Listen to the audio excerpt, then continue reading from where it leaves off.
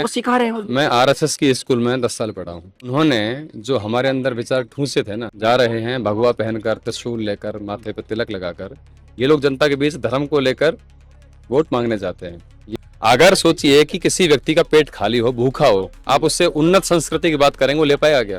पेट तो भरा होना चाहिए भाई। इस देश के दुश्मन जो हैं कम्युनिस्ट, मुसलमान और एक क्या था, एक चीज और बोली थी, क्रांतिकारी। मार्क्सवाद या समाजवाद जनता को या समाज को पीछे ले जा रहा है, तो फिर पूंजीवाद कितना आगे बढ़ा रहा है? सवाल ये है। बेरोजगार व्यक्ति है, वो मान लीजिए 1 घंटे के लिए भगवान का भजन करने लग जाता है, तो उसको बड़ी शांति मिलती है, लेकिन 1 घंटे बाद तो उसको रोटी कपड़ा मकान से जूझना पड़ेगा ना। बेसिक मुद्दों की बात होनी चाहिए, बेसिक मुद्दों, संवैधानिक मूल्यों की बात होनी चाहिए। संवैधानिक मूल्यों की बात होनी चाहिए। प्राइवेट कोई भी चीज हो, प्राइवेट चूंकि एक व्यक्तिगत मालिक का उसमें हिस्सा होता है, वो उसकी संपत्ति होती है, तो वो कभी भी समाज के लिए काम नहीं करेगा, क्योंकि प्राइवेट प्रॉफिट के लिए काम करेगा। तो बताइए ना कि भाई आरएसएस का जो संविधान है, हाँ, या डेमोक्रेसी है, उसको वो किस तरीके से देखता है, डेमोक्रेसी को आरएसएस किस तरीके से देखता है, और इधर अगर बात करें तो मार्क्सवाद डेमोक्रेसी को कैसे देखता है, संवैधानिक मूल्यों को कैसे देखता है, या फिर अम्बेडकर जी है संवैधानिक मूल्यों को कैसे देखते हैं? क्या मतलब आप तो आरएसएस वो मार्क्सवाद की भाषा बोल रहे हो, सभी चीज को इकोनॉमिक से जोड़ के देख रहे हो, आर्थिक चीजों से जोड़ रहे हो। मैं महान लोगों को ला रहा हूँ। मार्क्सवाद ने भी यही कहा था कि सामाजिक व्यवस्था हो चाहे राजनीतिक व्यवस्था हो, इकोनॉमी के ऊपर डिपेंड करता है, यहाँ तक कि सभी चीजों, कला, साहित्य, सबको उसने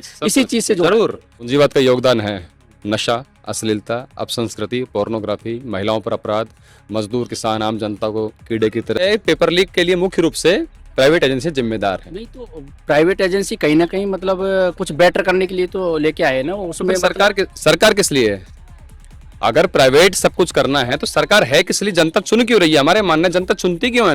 सभी सरकारें उल्लू बनाती हैं कि भारत का जो सरकार है हम पर कब्जा करेगी, या चाइना हम पर कब्जा करेगा, और भारत में भी ऐसे बोला जाता है कि फला फला कंट्री हम पर कब्जा कर। साथ ही साथ ऑल इंडिया कमेटी का मैं सेक्रेटरीट बॉडी मेंबर हूँ। क्या क्या आपकी मांगे हैं और क्या क्या आपके मुद्दे हैं? सर, हमारी मांगे हैं कि जो देश के अंदर भयंकर बेरोजगारी, जो पढ़ा लिखा योग्य जिसकी क्षमता मौजूद है, जिस युवा की, उसको रोजगार उसकी क्षमता योग्यता के हिसाब से मिलना चाहिए। साथ ही साथ जो लगातार पेपर लीक हुए हैं, जैसे 7 साल में 70 पेपर लीक हुए हैं, ठीक है, तो इसके खिलाफ कार्रवाई होनी चाहिए और ठोस कानून बनना चाहिए। और जो परीक्षा प्रणाली में व्याप्त भ्रष्टाचार है, इसके खिलाफ में सरकार को कुछ करना चाहिए। चूंकि सरकार कुछ नहीं करेगी, इसलिए हम मानते हैं कि देश का युवा को अपनी मांग मनवाने के लिए जन आंदोलन में आना होगा। पेपर लीक जो हो रहे हैं, आप इसका मेन कारण क्या मानते हो? पेपर लीक का मेन कारण है प्राइवेट जो एजेंसियां हैं, प्राइवेट एजेंसियों को जिम्मेदारी देना परीक्षा प्रणाली की। जैसे मैं राजस्थान से हूँ, राजस्थान में आरपीएससी, इसके अलावा secondary board of education Rajasthan, Rajasthan police, और इसके साथ साथ ये चूंकि 4 हमारे जो गवर्नमेंट की एजेंसी हैं वो परीक्षा करवाती हैं। आज तक पेपर लीक नहीं हुआ था, लेकिन जब से साथ में सपोर्ट करने के लिए प्राइवेट एजेंसियां कुछ 3-4 आई जो इंडियन लेवल पर काम करती हैं, वो जब से साथ में आई, पेपर लीक होना शुरू हुआ। 2021, 22, 23, 24, 25 में रीट जो टीचर्स का एग्जाम लेती है, इसके साथ साथ पटवारी का और राजस्थान पुलिस सब इंस्पेक्टर की भर्ती, पेपर लीक हुआ, डमी कैंडिडेट बिठाए गए, इस तरह से। तो हम ये मानते हैं कि पेपर लीक और डमी कैंडिडेट बिठाना आम जनता की बस की बात नहीं है। जब तक कि इसमें प्रशासन और ऊंचे स्तर के मंत्री या सरकार ना शामिल हो, वो कर नहीं सकते इतना आसानी से। तो ये सब मिली भगत है जनता को दिखाने के लिए कि हम कुछ कर रहे हैं। वो कुछ आयोग बिठा देते हैं, जांच आयोग बिठाते हैं, लेकिन होता कुछ नहीं है। जैसे 2021 में राजस्थान पुलिस सब इंस्पेक्टर की भर्ती निकली थी, उसमें गड़बड़ी हुई, डमी कैंडिडेट बिठाए गए, और अब जाके उसका फैसला आया है। लेकिन ये लगातार आंदोलन से आया है। तो ये स्थिति है। पेपर लीक के लिए मुख्य रूप से प्राइवेट एजेंसी जिम्मेदार है। नहीं तो प्राइवेट एजेंसी कहीं ना कहीं मतलब कुछ बेटर करने के लिए तो लेके आए ना, उसमें सरकार किस लिए है? अगर प्राइवेट सब कुछ करना है तो सरकार है किस लिए? जनता चुन क्यों रही है? हमारे मानना जनता चुनती क्यों है इनको? अच्छा। और जब वो वादा करते हैं कि हम ये करेंगे वो करेंगे, हालांकि करता कोई नहीं है। सारी पार्टियों की सरकार एक जैसी ही है, करता कोई भी नहीं है। लेकिन ये जो वादा करते हैं, तो वादा को निभाने के लिए तो जनता को मूवमेंट करना पड़ेगा, क्योंकि हम सभी जानते हैं कि सभी सरकारें कॉर्पोरेट के फंडिंग से बनती हैं। तो जनता को बोलना होगा, तो हमारे लिए काम करो, हमने तुम्हें वोट दिया है। आप पैर छूकर वोट मांगते हो, बदले में उसके खिलाफ कुछ काम नहीं करते हो, तो बोलना होगा। तो आप क्या मानते हो, मतलब सरकार किस लिए है? तो मतलब प्राइवेट एजेंसी कोई काम नहीं है, मतलब पूंजीवाद का बिल्कुल भी कोई योगदान नहीं है कि देश में? पूंजीवाद का योगदान है। नशा, अश्लीलता, अपसंस्कृति, पोर्नोग्राफी, महिलाओं पर अपराध, मजदूर, किसान, आम जनता को कीड़े की तरह उनका जूते की तरह जूते के नीचे मसलना, ये सब पूंजीवाद का काम है। एक जमाने में पूंजीवादी व्यवस्था जब आई थी, हम सभी जानते हैं कि उसका एक उन्नत चरित्र था, उन्नत संस्कृति। 1991 में भी नई आर्थिक नीति अपनाई है कांग्रेस में, उसको कैसे देखते हो? नई आर्थिक नीति के बारे में हमारे जनरल सेक्रेटरी ने बोला था, भूमंडलीकरण जो ये सब आर्थिक उदारीकरण जो आया है, उसके बाद से सरकारों ने जो जनता के लिए जो शिक्षा है, इलाज है और जो जनवादी नीति है, उनसे अपना हाथ पीछे खींचे हैं। बिल्कुल और इसके साथ साथ उन्होंने प्राइवेटाइजेशन को बढ़ावा दिया, बिल्कुल, ठीक है ना। लेकिन हम ये मानते हैं प्राइवेट, कोई भी चीज हो प्राइवेट, चूंकि एक व्यक्तिगत मालिक का उसमें हिस्सा होता है, वो उसकी संपत्ति होती है, तो वो कभी भी समाज के लिए काम नहीं करेगा, क्योंकि प्रॉफिट के लिए काम करेगा। प्रॉफिट के लिए काम करेगा। तो प्रॉफिट से जनता को क्या प्रॉफिट है? किसी व्यक्ति की जेब में जब पैसा जाएगा तो जनता को क्या प्रॉफिट होने वाला है? प्राइवेटाइजेशन को आप बिल्कुल सिरे से नकार रहे हो कि कुछ परसेंट, मतलब ऐसा है कि मिश्रित इकोनॉमी होनी चाहिए अपने? नहीं नहीं, कोई मिश्रित इकोनॉमी नहीं। सत्य तो देखिए एक ही होता है, वो मिक्स नहीं होता। सत्य झूठ मिक्स नहीं हो सकता। सच्चाई यही है कि हमें ऐसी व्यवस्था चाहिए जिसका सुभाष बोस और भगत सिंह ने, जो सबसे ऊंचे क्रांतिकारी थे, उन्होंने जो कहा था, हम उन्हीं को मानते हैं, हम किसी और नेता को नहीं मानते। तो उनकी किताबें पढ़ने से हमें ये पता चला है कि वो समाजवादी व्यवस्था के पक्ष में थे, जहां सब कुछ जनता ही उत्पादन करे, उत्पादिका शक्ति पर जनता का कंट्रोल हो और जनता के लिए ही। उत्पादन के साधनों पर सरकार का नियंत्रण हो, कहने का मतलब। हाँ, सरकार यानी जनता की सरकार का, अभी पूंजीपति वही की सरकार है, वही नियंत्रण। बिल्कुल। तो आप तो एक तरीके से मार्क्सवादी की बात कर रहे हो। देखिए, हम लोग मार्क्स को, लेनिन को, एंगेल्स को, स्टालिन को मानते हैं, माओ से तुम को मानते हैं। हम कम्युनिस्ट सुभाष बोस के शिष्य हैं, तो हम उसी रास्ते पर जा रहे हैं। तो मार्क्सवाद तो अभी उसकी प्रासंगिकता अभी नजर आ रही है आपको? हाँ, बिल्कुल आ रही है। मार्क्सवाद को अगर हम लोग पढ़ेंगे तो मार्क्सवाद देखिए एक विज्ञान है, और विज्ञान कभी पुराना नहीं पड़ता है अगर हम ढंग से पढ़ेंगे। मार्क्सवाद ने तो यहाँ तक भी कह दिया था कि जो ईश्वर है, जो भगवान है, वो एक भ्रम है, वो रियल है ही नहीं। देखिए, हम लोग बेरोजगारी के मुद्दे से भगवान के मुद्दे पर आ रहे हैं। मार्क्सवाद की बात कर रहे हो तो नहीं, उसकी मतलब मैंने मार्क्सवाद की बात नहीं की, मार्क्सवाद की बात आपने की है। मार्क्सवाद यही बोलता है भाई, मार्क्सवाद भ्रम मानता है इन चीजों को। नहीं, भ्रम ऐसा नहीं है। देखिए, मार्क्सवाद ये कहता है कि पुराने जमाने में जितने भी बड़े महापुरुष आए, जैसे ईसा मसीह आए, हजरत मोहम्मद आए, या हिंदू धर्म के अंदर हम राम या कृष्ण को लें, तो उन लोगों ने जो अन्याय के खिलाफ लड़ाई लड़ी, हम उनकी शिक्षा को मानते हैं। सिर्फ उनकी मूर्ति पूजा करने से कुछ होने वाला नहीं है। मार्क्स ने भी यही कहा था, और हम भी यही मानते हैं कि जो मार्क्स ने सिरे से तो नहीं निकाला है। मार्क्स ने तो सीधा कहा है कि भगवान की अपनी एक इम्पोर्टेंस है, सुख दुख में वो मतलब एक आस्था के रूप में काम आता है। हाँ, सही बाकी वो एक भ्रम है, रियल है नहीं। सही ऐसा बात कुछ है। बोला। वो उन्होंने जो बोला है वो बात सही है।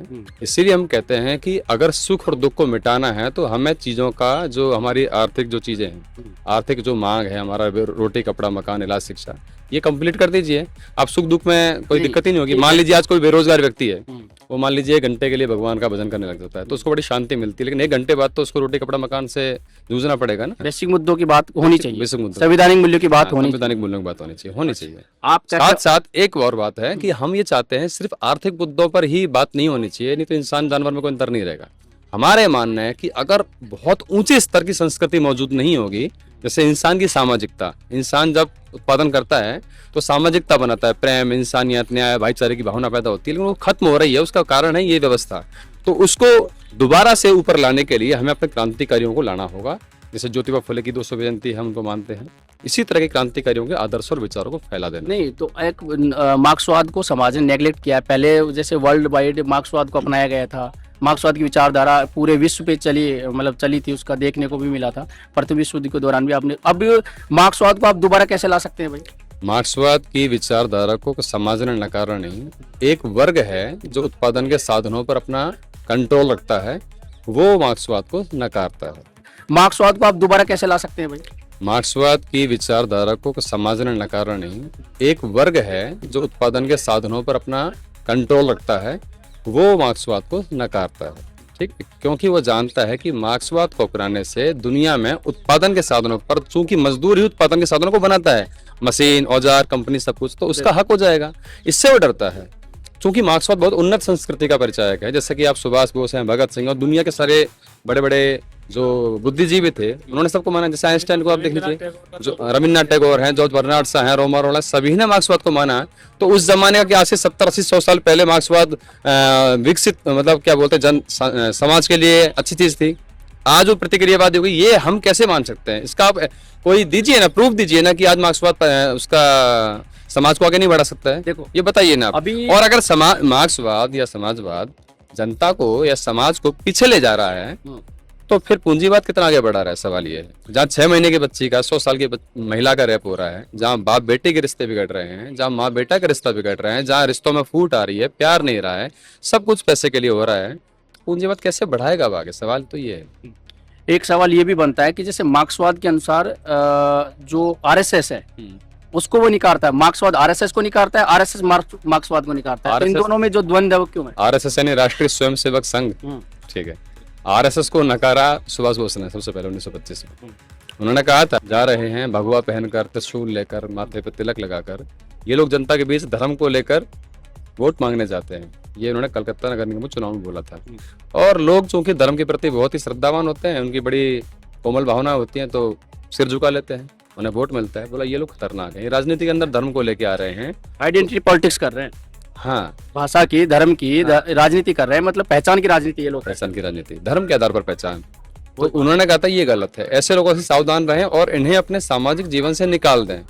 तो हम लोग तो उन्हें मानेंगे ना, और वो चूंकि मार्क्स को मानते थे, भगत सिंह मार्क्स को मानते थे, लेनिन को मानते थे, हम उनको मान रहे हैं। तो आप इतनी बड़ी बड़ी बातें कर रहे हो, तो आरएसएस के अनुसार लोकतंत्र क्या है? नहीं देखिए, पहली बात, आरएसएस क्या मानता है लोकतंत्र? पहली बात तो ये है कि हम लोग बड़ी बात नहीं करते हैं। नहीं, बहुत डेप्थ बातें की आप। डेप्थ बात इसलिए है क्योंकि मैं अपने जीवन में अपनाता हूँ, मैं खुद ऐसा ही हूँ, मैं खुद ऐसा हूँ क्योंकि मैं उस आदर्श को मानता हूँ। और मेरा मानना है कि गरम गरम बातें करने में कोई किसी से पीछे नहीं है। मुझे मेरे जीवन से दिखाना होगा जनता को कि मैं कहता हूँ वो करता भी हूँ। मुझे जो मेरे साथ में जो लोग हैं वो जानते हैं कि मैं कैसा हूँ, हमारे साथी कैसे हैं। आप इस चीज को बताइए ना कि भाई आरएसएस का जो संविधान है या डेमोक्रेसी है उसको वो किस तरीके से देखता है, डेमोक्रेसी को आरएसएस किस तरीके से देखता है, और इधर अगर बात करें तो मार्क्सवाद डेमोक्रेसी को कैसे देखता है, संविधानिक मूल्यों को कैसे देखता है, या फिर अम्बेडकर जी है संविधानिक मूल्यों को कैसे देखते हैं? क्या अंतर है इन दोनों के बीच? आरएसएस ये मानता है, मानता नहीं है, दरअसल उसका दिखावा है कि हिंदू राष्ट्र होना चाहिए। और हम सभी जानते हैं कि ये एकदम घटिया आइडियोलॉजी है। इस देश के अंदर जितना भी आज़ादी आंदोलन का क्रांतिकारी था, नवजागरण काल के मनीषी थे, उनके सबके ज़माने में हिंदू मुस्लिम मौजूद था। उन्होंने किसी ने भी मुस्लिमों का खिलाफ बात नहीं की। यहाँ तक कि विवेकानंद ने बोला था कि अगर मैं अपने बच्चा, मेरा कोई बेटा होता, मेरी शादी होती, मेरा बेटा होता, तो मैं उसे भोजन मंत्र की 4 लाइनों के अलावा कुछ नहीं सिखाता। अगर वो चाहता तो वो बौद्ध धर्म ग्रहण करता, मेरी पत्नी ईसाई और मैं स्वयं मुसलमान हो सकता हूँ, ये विवेकानंद ने बोला। तो ये जो आरएसएस के जो गुरु विवेकानंद मानते हैं, सिंपल सी बात है, वो धर्मनिरपेक्षता को नहीं मानते हैं, धर्मनिरपेक्ष को नहीं मानते हैं। ये एक तो ये जो फोटो लगा कर रखते हैं अपने ऑफिस के अंदर विवेकानंद की, वो क्या उनको असल में मानते हैं? अगर हम मार्क्स के सुभाष बोस को मानने की बात कर रहे हैं तो हम अपने जीवन में उसे अपनाते हैं ना, कि फोटो लगा कर रखेंगे बस, या काम कुछ और करेंगे, बड़ी बड़ी बातें करेंगे? ये ऐसा नहीं है। तो आरएसएस लोकतंत्र को नहीं मानता। लोकतंत्र यानी जनता का जनता के लिए, जनता के द्वारा, लेकिन वो बांट रहे हैं कि धर्म के आधार पर राजनीति होनी चाहिए, वो बांट रहे हैं देश को। नहीं, राष्ट्रवाद की बात करते हैं ना, धर्म की, देखिए संस्कृति को लेकर जो राष्ट्रवाद है वो तो क्रिएट कर रहे हैं ना। ठीक है, आरएसएस ने आज तक किस पोर्नोग्राफी के खिलाफ, किस नशे के खिलाफ आंदोलन किया, मुझे बताइए। जब काठुआ में 8 साल की बच्ची का रेप हुआ था, उस बच्ची का रेप होने के बाद जब पूरे देश में आंदोलन की लहर उठी, तो इसी ने आरएसएस ने कहा था कि वो तो मुस्लिम लड़की थी, ये इनकी औकात है, ये क्या करेंगे निहाल, क्या डेमोक्रेसी को मानते हैं? नहीं, वो जो संस्कृति को ये फील कराते हैं कि हमारी संस्कृति खतरे में है। ठीक है, एक तो ये हो गया। एक ये भी बोलते कि हमारी संस्कृति बहुत ज्यादा महान रही है। ठीक है, तो क्या होता है कि उससे आदमी जल्दी इमोशनल रूप से कनेक्ट होता है, समझ रहे हो? तो वो राष्ट्रवाद की जिस तरीके से संस्कृति को लेकर जो राष्ट्रवाद फैला रहे हैं, है ना, तो उसकी वजह से कहीं ना कहीं वोट बैंक तो उनकी तरफ जाएगा। धार्मिक संस्कृति, ये तो एक मुंशी प्रेमचंद की एक बात है कि हिंदू संस्कृति मुस्लिम संस्कृति बोल के कोई संस्कृति नहीं होती। एक जमाने में संस्कृति, सामंतवादी जो संस्कृति थी वो अलग थी।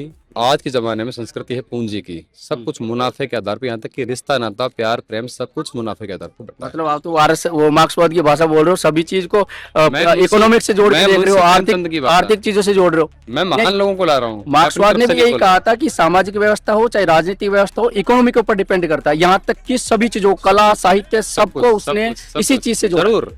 अगर सोचिए कि किसी व्यक्ति का पेट खाली हो, भूखा हो, आप उससे उन्नत संस्कृति की बात करेंगे, वो ले पाएगा क्या? पेट तो भरा होना चाहिए भाई। तो आर्थिक जो चीजें हैं वो तो सबसे। राष्ट्रवाद क्या है असली में? राष्ट्रवाद, ये देखिए, राष्ट्रवाद एक जमाने में जब अंग्रेज इस देश के अंदर आया, अंग्रेज इस देश के अंदर, उससे पहले रियासतें थी, आप सभी जानते हैं। तो रियासतों का कोई देश नहीं था। जब यहाँ पर आए वो लोग, कुछ हजार अंग्रेज, तो उनको तो ताकत चाहिए ना इस देश पर राज करने के लिए। तो उन्होंने पहले आपस में लड़ाया, फिर उसके बाद उन्होंने व्यापार शुरू किया 1857 की क्रांति के बाद। जब उन्होंने देखा कि यहाँ मामला मुश्किल हो जाएगा तो उन्होंने पुलिस बनाई, न्यायपालिका बनाई, आर्मी बनाई, प्रशासन बनाया। तो इसके आधार पर आप देखिए कि नॉर्थ का माल साउथ में जाने लग गया, ईस्ट का माल वेस्ट में जाने लग गया। इस आधार पर और साथ साथ यूरोप से पुनर्जागरण का जो साहित्य था वो लगातार आ रहा था। तो लोगों ने देखा कि केरल का व्यक्ति भी उतना परेशान है जितना यूपी का है, बंगाल का भी उतना परेशान है जितना पंजाब का है। चूंकि ये लिटरेचर जा रहा है, इसके आधार पर राष्ट्र की एक भावना खड़ी हो रही है कि ये मेरी कंट्री है, वहाँ का आदमी परेशान, मैं परेशान, और एक सत्ता है जो हम पर अपना आदेश चला रही है, हमें परेशान कर रही है। इस आधार पर राष्ट्र जो खड़ा हुआ, उसकी चेतना निर्मित हुई, ये राष्ट्रवाद था। तो सभी का ये हो गया, अंग्रेजों को अलग अलग देश में लेकिन अलग अलग परिभाषा देखने को मिलेगी राष्ट्रवाद की। बेसिक परिभाषा क्या संवैधानिक मूल्यों को, स्वतंत्रता, समानता, भाईचारा, ये राष्ट्रवाद नहीं है? मैं बता रहा हूँ। तो उस जमाने में राष्ट्रवाद ये चीज लेकर आया कि चूंकि हम सभी परेशान हो रहा है, एक हमारा साझा दुश्मन है, उसको हमें हटाना होगा। लेकिन आज आप देखिए कि उस राष्ट्रवाद की भावना को जो आप आज यहाँ ला रहे हैं, ठीक है ना, ये राष्ट्रवाद चूंकि आज सिर्फ एक देश के लिए नहीं है। आज हमारा मकसद है कि हर किसी के पास बेसिक जो जीवन जीने की चीजें हैं वो होनी चाहिए, और एक बहुत उन्नत नीति नैतिकता संस्कृति होनी चाहिए जो हमें जानवर से अलग करती है। तो हम देखेंगे कि भारत के साथ साथ आप देखिए पूरे दुनिया के अंदर लोग परेशान हैं, ठीक है ना। तो पाकिस्तान या चाइना से जो हमें लड़वाने की बातें चलती रहती हैं कि वो हमारे देश पर कब्जा कर लेगा, ये कर लेगा, वो कर लेगा, तो वहाँ का जो मजदूर है, वहाँ का जो किसान है, अगर हम देखेंगे तो उनका जीवन में हमारे जीवन में कोई अंतर नहीं है। तो ये जो राष्ट्रों की सीमाएं हैं ना, ये अन्याय को रोक नहीं सकती हैं, वो सेम है सब जगह। सभी सरकारें उल्लू बनाती हैं कि भारत का जो सरकार है हम पर कब्जा करेगी या चाइना हम पर कब्जा करेगा, और भारत में भी ऐसे बोला जाता है कि फला फला कंट्री हम पर कब्जा कर लेगा। लेकिन ये जनता को उनका जो असली मूलभूत आवश्यकता है उनसे ध्यान भटकाने का, उस आंदोलन को खत्म करने का ये बस एक तरीका होता है। तो हम ये मानते हैं कि आज अगर देश की जनता या राष्ट्र की जनता, अगर जनता ना हो तो राष्ट्र का क्या करेंगे आप? नदी नाले जंगल पड़ा क्या करेंगे आप? तो देश की जनता अगर परेशान है, उसके लिए कुछ हो रहा है, तो वास्तव में वो है सही विचार। तो आज जो अंग्रेजों के जमाने का राष्ट्रवाद था उससे आज काम नहीं चलने वाला। और अगर ये राष्ट्रवाद अंग्रेजों के जमाने की नहीं बोल रहा हूँ मैं, आरएसएस का राष्ट्रवाद को क्रिटिसाइज करने के लिए बोल रहा हूँ। आप कर पाओगे? देखिए, मैं उनका जो मानता हूँ ना कि हिंदू धर्म के आधार पर उनका एक राष्ट्र की जो अवधारणा है, वो तो गलत। तो अभी आप बोल रहे हो कि इंसान को जानवरों से अलग करने के लिए एक सभ्यता होनी चाहिए, एक संस्कृति होनी चाहिए। तो वही तो काम कर रहे हैं।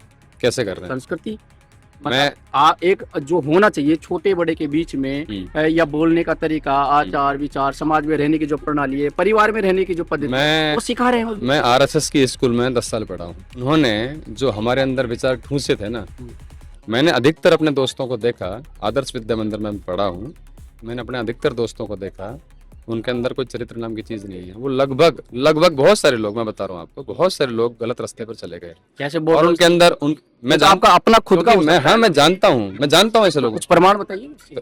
अब आप मेरे दोस्तों को कैसे जानते हैं? बातों में कुछ बताइए ना, किस चीज को ऐसा एग्जांपल के तौर? जैसे मान लीजिए नशे में जा रहे हैं, नशे में। हाँ, मैं तो आरएसएस के प्रचारक और आरएसएस, ये लोगों को आप नशे की बात करते हो? नहीं, मैं कह रहा हूँ आरएसएस के स्कूल में पढ़े हुए जो मेरे दोस्त थे उनको मैं बता रहा हूँ, और मैं जहाँ रहता हूँ मेन विचार आरएसएस में जो प्रचारक है उनकी बात कर रहा हूँ। स्कूल्स के बच्चे, उनको तो आगे जाके कुछ भी देखिए बिगड़ सकते हैं उसमें। प्रचारक हो या कोई भी हो, आप बात को जो इधर ले आए हैं, मैं बार महापुरुषों पे आ रहा हूँ, हम उन्हीं को मानते हैं। कंप्लीटली आपसे आरएसएस की आइडियोलॉजी बात कर रहा हूँ, मैं वही इधर उधर मैं वही कह रहा हूँ कि आरएसएस की आइडियोलॉजी ये है कि वो चाहते हैं कि इस देश में एक खास धर्म को लेकर जनता की मानसिकता को बनाया जाए, और उसके पीछे एक वर्ग का स्वार्थ है, ठीक है ना। देखिए, फंडिंग कहाँ से होती है आरएसएस को? मुझसे तो कोई फंड लेते नहीं हूँ कभी। अगर जहाँ से फंडिंग होगी, जिस कॉर्पोरेट से फंडिंग होती है, उसी के लिए काम करते हैं। क्या मानते हो आरएसएस सिर्फ एक वर्ग के लिए बना है? आरएसएस सिर्फ एक वर्ग के लिए बना है? पूंजीपति वर्ग के लिए। आरएसएस की राजनीति में कोई भूमिका नहीं है? पूंजीपति वर्ग के लिए नहीं, आरएसएस राजनीतिक रूप में सक्रिय नहीं है, आरएसएस सामाजिक रूप से सक्रिय नहीं है। सब कुछ आरएसएस को इतना छोटा रूप सक्रिय है, कहीं ना कहीं सक्रिय है। आरएसएस बहुत बड़ा संगठन। हाँ, वो बोल समझ रहे हैं ना, हम ये नहीं कह रहे आरएसएस की ताकत बहुत ज्यादा है, हमारी ताकत उसके मुकाबले बहुत कम है। लेकिन आरएसएस का जो विचार है वो आज समस्त मानवता को ऊपर नहीं ले जा सकता, क्योंकि सारे हमारे क्रांतिकारियों महापुरुषों ने इस एक खास धर्म, एक सांप्रदायिकता का विरोध किया है। देखो, आरएसएस जो है, जो विविधता है देश में, अलग अलग समाज है, अलग अलग उद्योग है, अलग अलग तरीके का, मतलब एक विविधताओं का देश है अपना देश। वो उसको एक रूपता में लाना चाह रहा है, एक समान संस्कृति में ढालना चाह रहा है, एक ढांचे में ढालना चाह रहा है, वो तो अच्छा होगा। हम लोग वो भी अच्छा बेरोजगारी से यहाँ पहुंच गए, लेकिन फिर भी RS गोलवलकर ने ये जो कहा था कि हमारा दुश्मन अंग्रेज नहीं है, ये तो उनकी किताब में लिखा हुआ है, माई नेशन उर्दू उनकी किताब, उसमें लिखा हुआ है मेरे दुश्मन, इस देश के दुश्मन जो हैं कम्युनिस्ट, मुसलमान, और एक क्या था, एक चीज़ और बोली थी, क्रांतिकारी, कम्युनिस्ट और मुसलमान इस देश के दुश्मन है, ये गोलवलकर जी ने कहा है। तो आप ये बताइए, जिस नींव पर RSS खड़ा है, क्या उस पर एक अच्छा भवन बनेगा जो मानवता के लिए काम करेगा? आरएसएस तो चेंज कर रहा है अपने आप को, ऐसा थोड़ी है कि जो पहले है उसको चेंज। आरएसएस वो चीज है जो समय के साथ परिवर्तन होता रहता है। सर हमें जाना होगा, नहीं, लेकिन आप सुनिए, ट्यूशन से आप इसका जवाब दे पा रहे चलिए मैं जवाब तो बहुत दे सकता हूँ, शाम तक चर्चा कर सकता हूँ, दिक्कत नहीं है।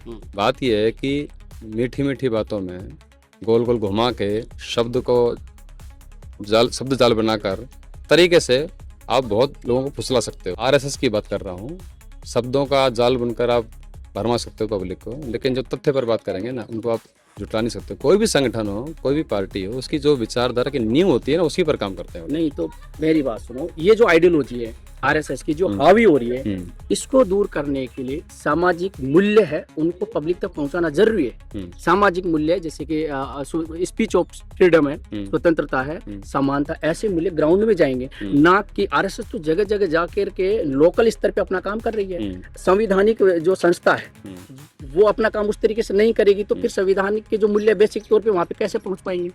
तो फिर आप बोलोगे कि ये मतलब आरएसएस की विचारधारा ज्यादा देर नहीं चलने वाली है, ऐसे हो जाएगा, वैसे हो जाएगा। बहुत दिनों तक चलेगी उनकी विचारधारा, ऐसी बात नहीं है, बहुत ताकत में है वो, सब कुछ उनका सिस्टम उनके हाथ में है, बहुत चलेंगे, ऐसी बात नहीं है। लेकिन हम ये चाहते हैं इस देश का, हम असली मुद्दे पर बात करें चाहेंगे। हम ये मानते हैं कि देश के अंदर सबसे बड़ी बात है कि संस्कृति बहुत ऊंचे स्तर की होनी चाहिए, जहाँ बच्चियाँ सेफ रहें, जहाँ महिलाएं सेफ रहें, और हम उसके लिए काम कर रहे हैं। हमारे संगठन का एजेंडा ही है कि समस्त समस्याओं के खिलाफ में हमको एक सही युवा होने के नाते हमको जन आंदोलन छेड़ना होगा। और युवा की परिभाषा हमारे कॉमरेड शिवदास घोष ने दी है, जो DYU की स्थापना हुई थी, कि युवा वो है जिसके अंदर मर्यादा बोध है, जिसके अंदर नौजवानी का तेज है, और जिसके अंदर अन्याय के खिलाफ लड़ने का साहस है। दूसरा है हमारा एजेंडा कि एक देश के अंदर एक वैकल्पिक सांस्कृतिक माहौल होना चाहिए, अश्लीलता के खिलाफ, नशे के खिलाफ, पोर्नोग्राफी के खिलाफ, और ये कोई तो भी बेसिक संगठन के मुद्दे खिलाफ। हैं, ये इनको बस तभी यही है। आदमी उठा पाएगा जब धर्म से ऊपर उठ के देखेगा, जब ये कुछ विचारधारा से ऊपर उठ के देखेगा। धर्म से ऊपर उठने के लिए आदमी आपको को ये बनाया जा रहा है कि भाई तू इंडियन नहीं है, एक नागरिक नहीं है, तू सिर्फ पहले हिंदू है, तू पहले नागरिक नहीं है। जो आप बोल रहे हो उसके पहले इंडियन होना पड़ेगा, धर्म बाद में है। समझ रहे हो? इसलिए हमको ये बोलना होगा कि चूंकि मुस्लिम भी बेरोजगारी से परेशान है, मैं भी परेशान हूँ, जो बेरोजगार हैं वही कल लुटेरे चोर डाकू बन जाएंगे, हमें लूट खाएंगे। इसलिए आप और हम एक हो जाएं। आप महंगाई से परेशान, मैं महंगाई से परेशान, आपकी बच्ची असुरक्षित, मेरी बच्ची असुरक्षित। ये जो हम लोग काम करते हैं ना, पब्लिक में हम लोग काम करते हैं भैया, और हम ये मानते हैं कि लोग कहते हैं आप सही कह रहे हैं, लेकिन फिर भी ये धार्मिक कट्टरता जो फैलाई गई है उसको निकालना इतना आसान नहीं है। लेकिन संयुक्त जन आंदोलन के माध्यम से एक वैकल्पिक इनका दिमाग है जो तैयार होगा, धीरे धीरे होगा, ये निश्चित रूप से बहुत समय लगता है इसमें।